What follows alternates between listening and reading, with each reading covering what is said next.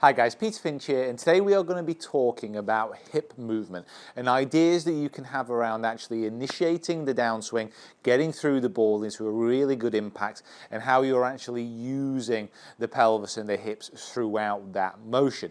Now, as you can see, I have a rather interesting looking belt. I don't expect you to be wearing this on the fashion walks of Paris this year.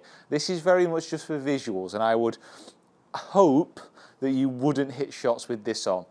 Do not hit shots with this on, but it will hopefully give you a little bit more of a visual of the feelings that I want you to try and get.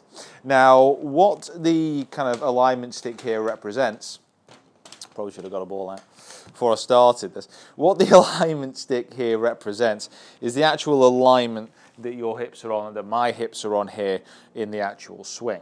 Now, turning up to the top of the backswing, the shoulders should be rotating nicely underneath the chin to 90 degrees to the target. And you can see the hips here in turn have rotated about 45 degrees just off to the right hand side here. Now that's because as the shoulders turn, the hips will open that little bit. It's very, very rare that you're going to be fit enough and flexible enough to keep the hips very, very still. Some of the best players in the world can do this, but if they rotate about 45 degrees and they don't lift too much up and down in this direction, they should be absolutely fine. So it's up to the top of the backswing. That 90 degree to 45 degree kind of relationship there between the shoulders and the hips. And from here, you want those hips to be moving off to the left-hand side, and then you want them to be opening up and allowing the club to travel through. Now, the feeling that I want you guys to have, using this as a bit of visualization, is imagine that you have a bit of rope which is just attached to the front left of your hip here. A bit of rope which is just attached to the front left of your hip. Now, at the top of the backswing, if you can imagine that there's a guy or a girl or a horse or a bull, whatever you want to visualize, a frog, a unicorn, a leprechaun, a dragon, or a phoenix, whatever it might be, there's one of those out there at 45 degrees, which is holding on to the other end of the rope. Now, what they're trying to do, as you're coming in to hit this shot, they are trying to run left and forward towards the target. So they're running in a diagonal in that direction away from you. What they're trying to do is get out of the way of you actually hitting this shot. The whole feeling of this is so that the hips go left and then they start to clear out of the way this way, where your imaginary holder of the rope is now running to.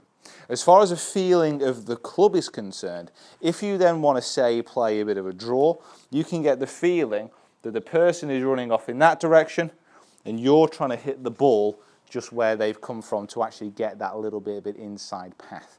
Using stuff like this and using your imagination like this should get you a little bit of a better feeling of where you want to be at impact.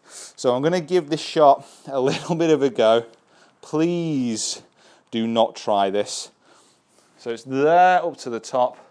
My little man is running away and off to the left, and I'm just trying to hit the ball slightly to where they've come from.